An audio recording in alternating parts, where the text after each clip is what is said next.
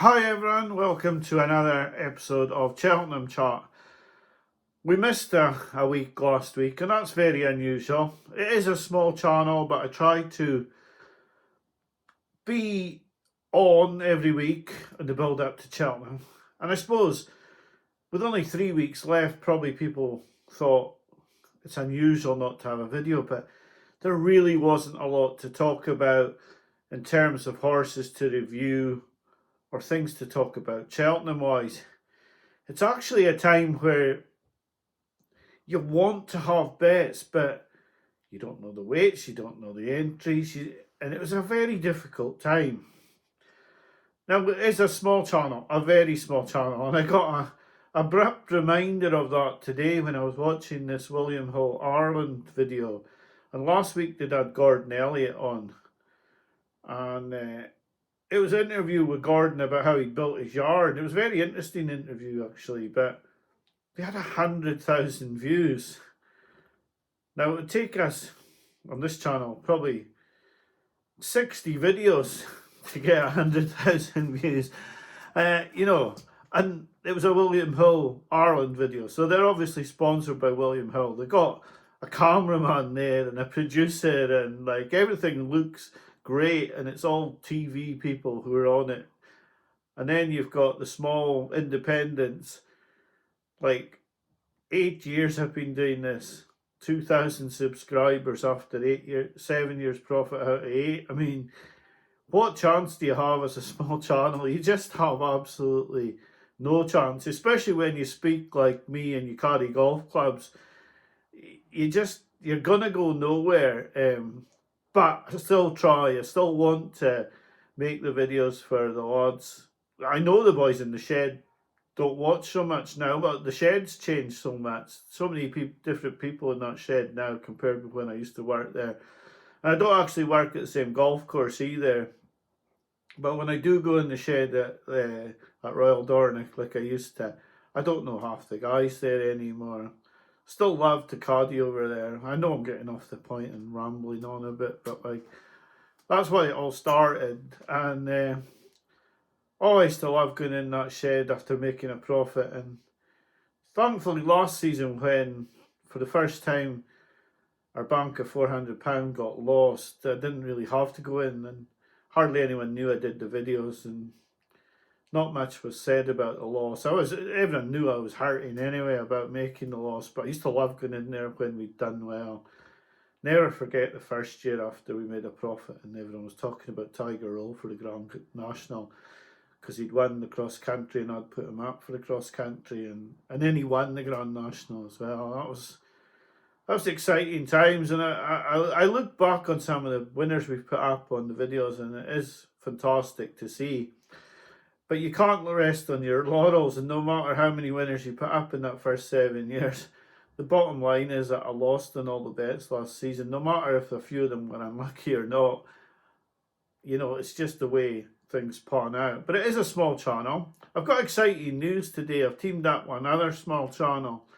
We did this last year, and myself and Steve are going to make some videos previewing the whole Cheltenham Festival, and it's really exciting for me because I really think Steve's a judge. I do. I think he's really good.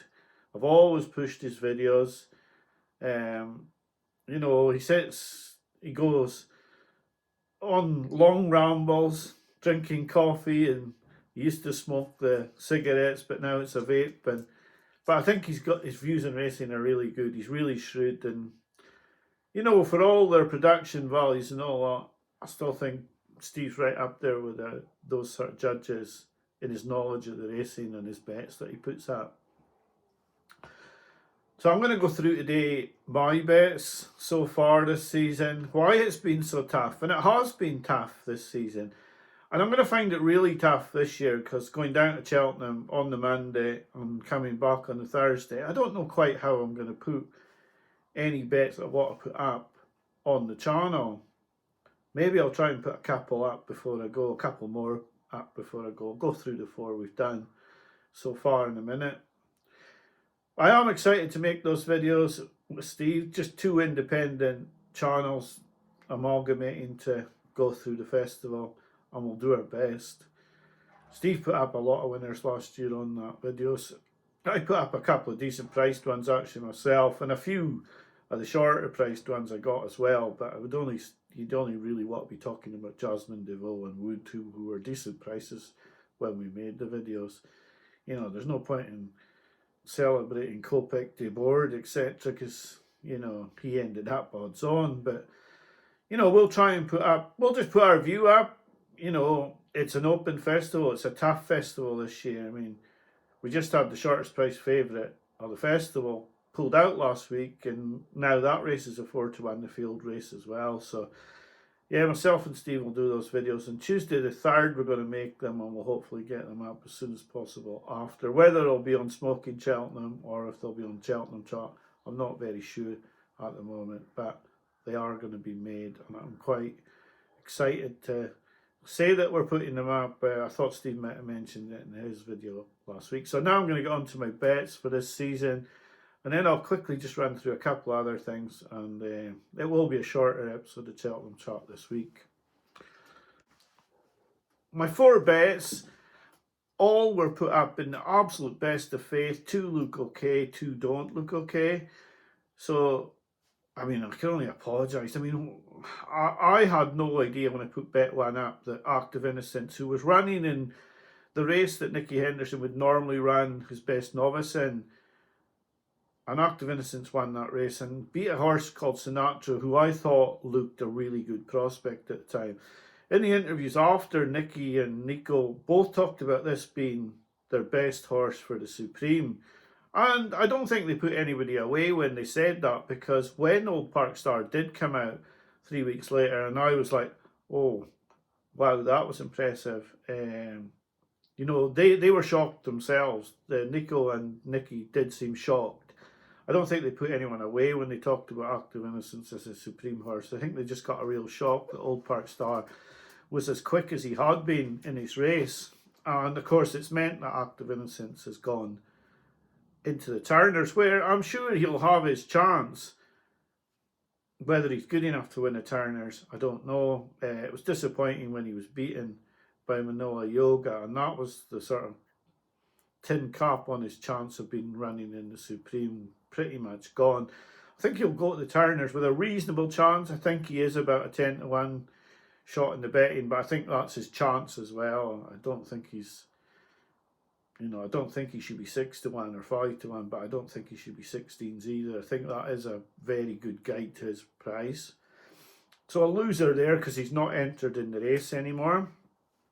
The second bet, I could say, hand on heart, I thought once Meyertown was sent to Haydock and failed to win, I did think, I have thought for this season that the Yard are not going well, but they're not quite the Yard they were as far as I'm concerned. This was one of the shrewdest yards you could see. They made good decisions, they ran in good races. This season, I don't know what's going on. I was shocked when Meyertown went to Haydock the first time, and I thought when he was beaten, I put him up for the Ultima, thinking a shrewd yard like this are going to realise that 1-4-2 in an Ultima is a gift, and they've got a great chance here of winning 2 Ultimas in a row. And when I saw he was declared for the Grand National Trial over 3 miles 4 in an absolute bog at the same track, I was just absolutely mortified, to be honest. And he's run accordingly. He's just run absolutely shocking. And the decision to run him in this race was just completely and utterly baffling to me. They'll say they were going for the bonus, but how they thought this horse was going to be a Grand National horse, yeah, mind boggles. It boggles, really it does. I think, he's still in the Ultima, he's still only 14-1, but in my opinion, and I only say it like it is, I'm not going to call, a pig's ear a silk purse. For me, this horse has virtually no chance of winning an Ultima. I mean, it takes a massive leap of faith to think that this horse is going to come back from that run, cutting out like it did, to winning an Ultima is a big leap of faith. Now, the Yard aren't in great form. If they came back to form, it could be that it could light up him for Cheltenham. He's won there before. He may just come alive at the festival. But you are looking at taking a big leap of faith. Big leap of faith there to think he can win. Almost like, I would say, even I Know the Way You're Thinking has more chance of winning at Cheltenham this season, because I can't see him. Like, there was flickers of hope with Meyertown until that run. There's been no flickers of hope, but if you do start to get hope, well, I Know the Way You're Thinking, there's a possibility. But with Meyertown, I just don't see how you can cut out like he did at Haydock and win next time out. I think Haydock bottoms horses out as well, so I don't see Meyertown winning. Bet 3. Thankfully, this is where we get on to some better bets for me, and I put £40 on Favori de Champdou, 9-1. And he's into 7-2 now. Now, he did get a bit of a rise in the weights, a bit bigger than I thought, £8. But with the way things are framed in the cross country, it may not be the worst thing, even if he's, maybe £3 higher than what we hoped. I think he's got Stumptown, Vanillier, and Desertmore House to beat. He will have a big chance. I think that they will worry about him as much as he's worrying about the others. He's 7-2 now. He's a good bet, and he's possibly the most likely bet out of the 4 to win. And I wouldn't swap him. He's got Jack Kennedy. Stumptown will have Keith Donoghue. Vanillier will have Sean Flanagan. Desertmore House will probably have Darrow O'Keefe. And we'll have a big chance of collecting on that bet. Madara, £30 to win, 12-1. Best price now 6-1, worst price 4-1. A good bet. By no means a certainty. Absolutely no means a certainty. And a poor price now. Very poor price. Novices coming into this race could have a big say, but he is a darn skeleton plot horse. He's definitely been laid out specifically for this race, and he will take a fair bit of stopping, but there are horses in here who are well handicapped who will give him a very serious workout.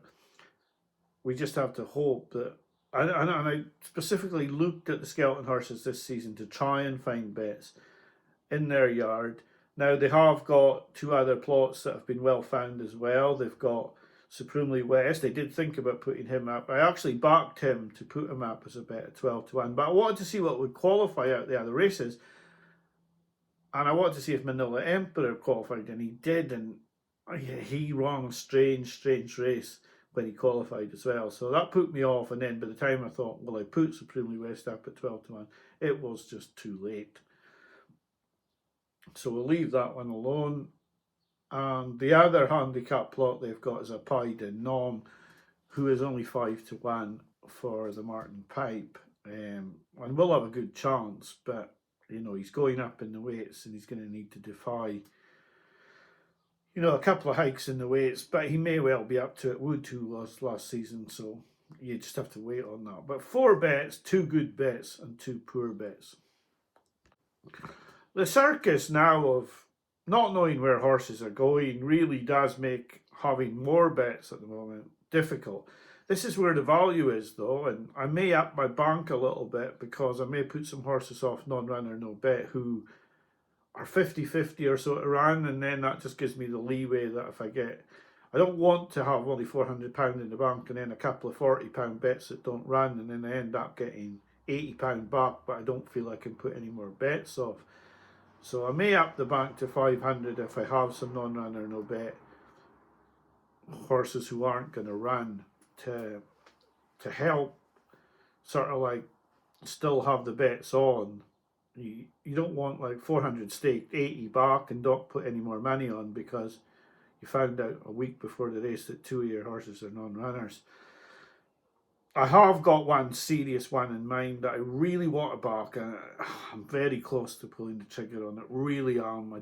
There's a stablemate in the race that I feel is probably likely to go somewhere else, but there's that 20-30% chance he might go against my horse, and I think if he does go against my horse, he might be capable of beating him. And I don't want to go in, but I've also got to balance that against the price is starting to drop, and I don't want to have to put too much of the bank on him. So it is a case, it's getting close to the now or never stage with him, and I may just have to put him up and take the risk that his stablemate runs against him. I am excited about the festival. I mean, you can't not be, but something has to be done about this entry system, I think. Sooner or later, like, why can't they make it that with 2 weeks to go, you got one entry? That's it. Yeah. If you've got 3 or 4, you've got to cut it back to one. You get one, and that's it. And tough if you don't like it. I know that it probably makes racing money to have the entry system, but for the pinnacle of the sport, I think 2 weeks out, you get one choice, and if you don't like the choice you've made, then you just don't run. And I think that would be the fairest thing, because at the moment, people are paying for a spectacle. They don't know what they're going to see. If you say to me, do you want to go to Madrid to watch Real Madrid against Atletico Madrid? I'll say, yeah, okay, I'll get some flights.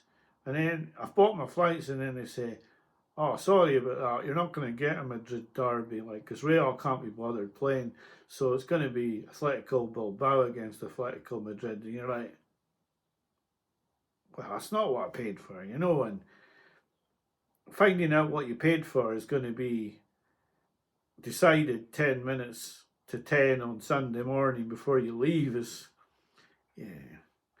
I mean, why do these ego millionaires need to be massaged? Why do they have to be pondered to? Like, you know, why can't Cheltenham say, right, Richie Mullins, Gaelic Warriors got 2 entries, which race are you going to? Right, you're going to the Ryanair. Right, okay, fine. Fact to file, where are you going? Right, Nicky, Constitution Hill, in the champion hurdle. Yeah, I mean, all right, then it is will he or won't he? But it's not, you know, what other races can he go to? You know which race he's going to. He's either going there or he's not going to Cheltenham.